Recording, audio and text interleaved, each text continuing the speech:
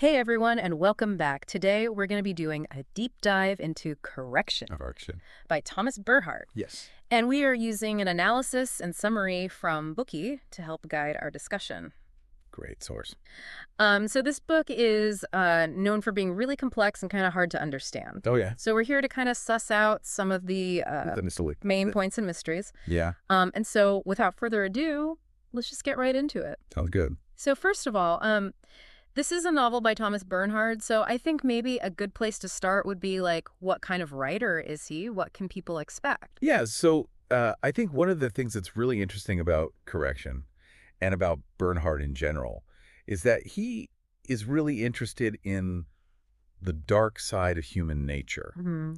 So he was an Austrian author known for his dark humor and kind of bleak outlook on life.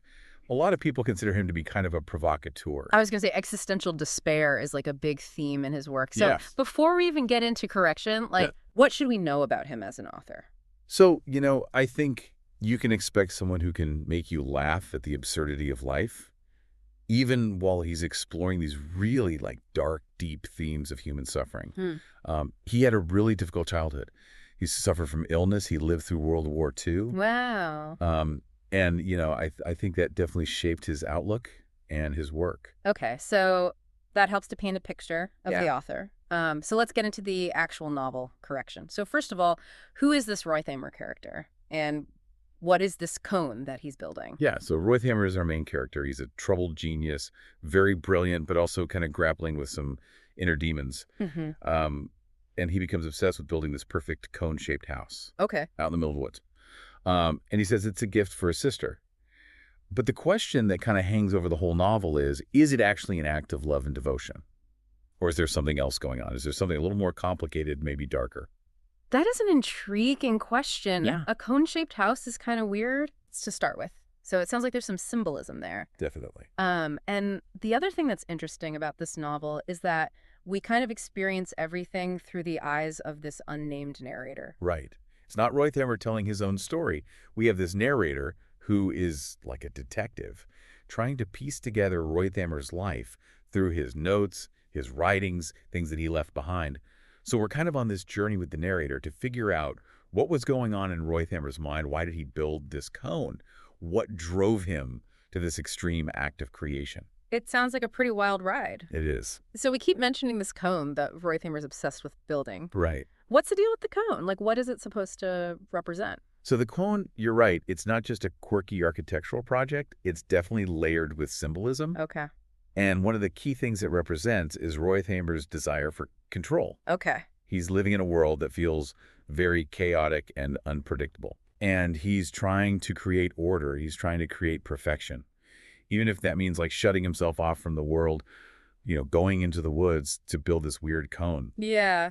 And the source material that we have mentions psychoanalysis, so that kind of makes me think of it as like a representation of his own like internal struggles. Oh, definitely. Maybe even like his relationship with his sister. Yeah, and I think Bernhard's writing style really reflects that as well. Oh, okay. He uses these incredibly long, winding sentences, lots of repetition, a lot of inner monologue.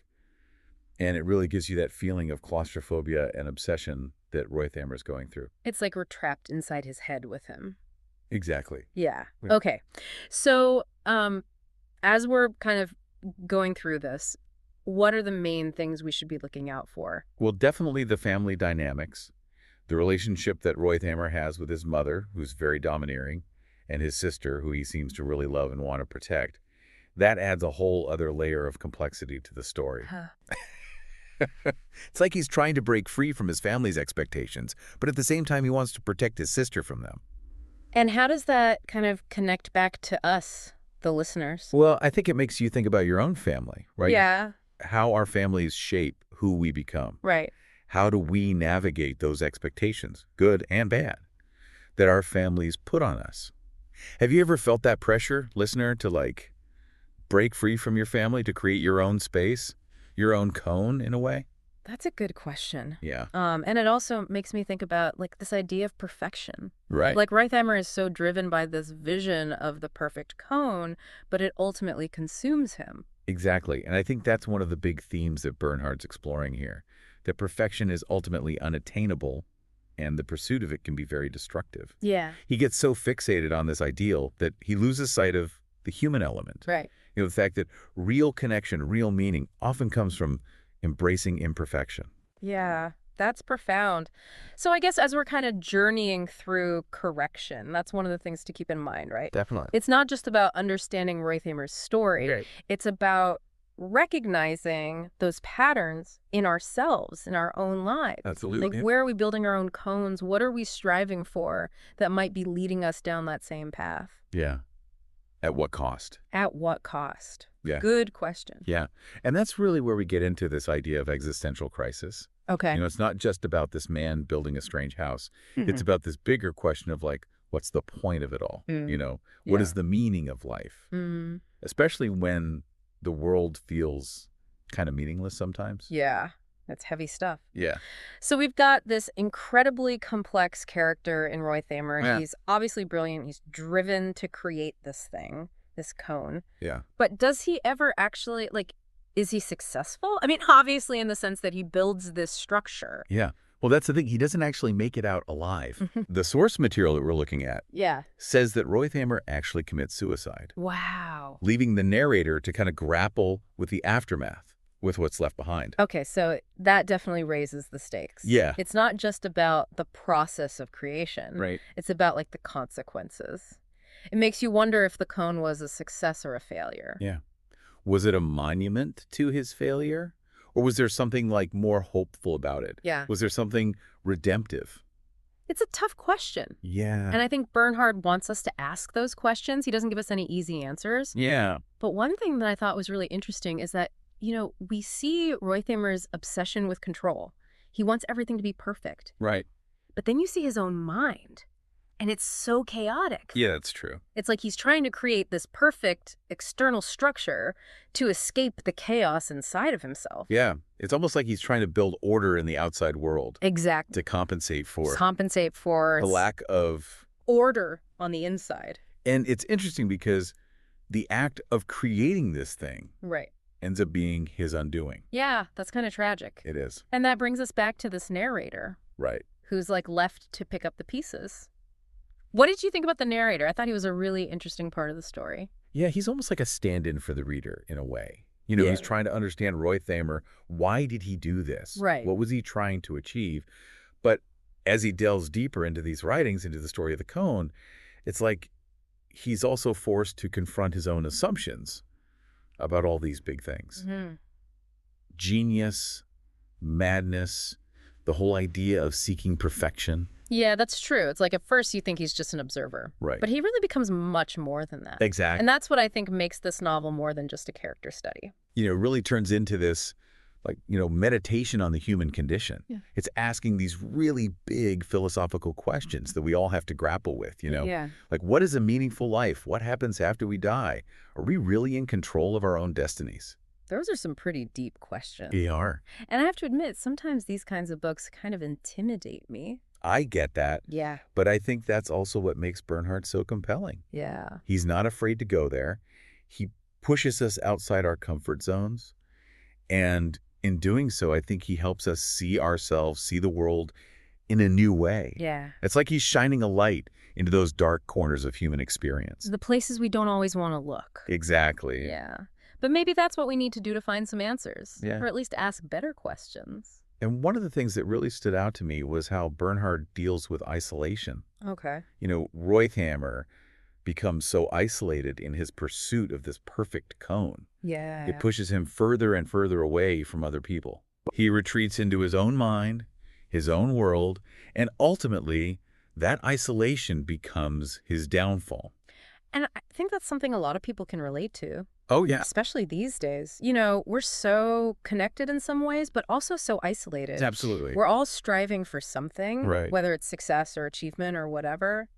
But we can lose sight of the things that really matter. Yeah. Connection, community, shared experiences. It's like this age-old dilemma. Yeah. Like, how do we balance our own individual pursuits Right. with that need to belong, to have a purpose? Exactly. And that's really what correction is forcing us to think about. Yeah. You know, that tension between the individual and the community. So as we're kind of coming to the end of our deep dive into correction, Yeah. what are some of the things you think people should take away from this? Well, I think the biggest one for me is that there's a real danger in becoming consumed by an ideal, Okay. especially one that's unattainable. And, we see that with Roy. He's pursuing this perfect cone, and it ends up destroying him. Yeah. So I think it's a cautionary tale. Like, we need to find balance in our lives. Yeah. We need to embrace imperfection. Yeah, I like that. And we need to remember the importance of human connection. And I also think it's a reminder that even in these really dark stories, Right. there's still beauty there. Yeah. There's beauty in the struggle, Absolutely. in the search for meaning, Absolutely. in the fact that he's trying to create something, even though it ultimately doesn't work out. Yeah, I love that. There's a real, tragic beauty to Roythamer's story. Yeah. He's searching for something bigger than himself. And even though it's misguided, I think it speaks to something really deep within the human spirit. Yeah, like we're all searching for something. We are. We're all striving, and there's a kind of nobility in that, Definitely. even when we fail. Yeah, and that kind of brings us back to that question we were talking about earlier. Yeah, Was the cone a gift, or was it something else? right. And maybe it was both. Yeah, I think that's a good point. It could have been this act of love, but it became twisted. Yeah. It became this obsession, Yeah. and that led to tragedy. But there's a lesson in there for us. Absolutely. And that's the power of literature. It lets us explore these really complex, messy parts of human experience in a safe way. Yeah. We can learn from the mistakes of these characters. We can confront our own demons. Right. And hopefully we can come out of it a little wiser, a little more It's compassionate. a little more human. A little more human. Yeah, exactly. It's interesting what you said about finding beauty, even in the darkest of stories. Yeah. Makes me think about how correction is not exactly a light read. It's Right. challenging. Yeah. It's dense. It grapples with some pretty heavy themes.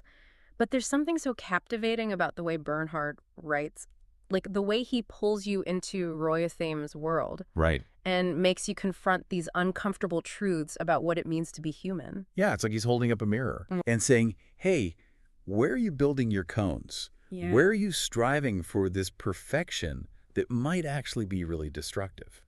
And it's not just the content that's challenging, it's the style, too. Yeah. Those long, winding sentences, the constant repetition, Yeah. the jumping back and forth in time. Right. It's like he's deliberately trying to make the reader feel Yeah. uneasy, Yeah. anxious, like Roythamer is. Exactly. And that's part of what makes Bernhard so brilliant. He's not just telling you a story. Right. He's making you experience it. Yeah. It's both intellectual and emotional. So speaking of experience, this is my first time really looking at Thomas Bernhard. I haven't read any of his other books, Okay. but this has definitely made me want to read more. Oh, good. The Source mentions some others. Yeah. Woodcutters, The Loser. The Loser, yeah. Have you read those? I have. The Loser is a great one. Mhm. It's about this pianist who basically gives up on his own musical career because he's so obsessed with the genius of Glenn Gould. Yeah, it's another exploration of these themes of, obsession, Okay. self-destruction, Yeah. that unattainable perfection. So it sounds like there are these threads that run through a lot of his work. Oh, yeah, definitely. Like these individuals struggling with these larger-than-life figures, Yeah.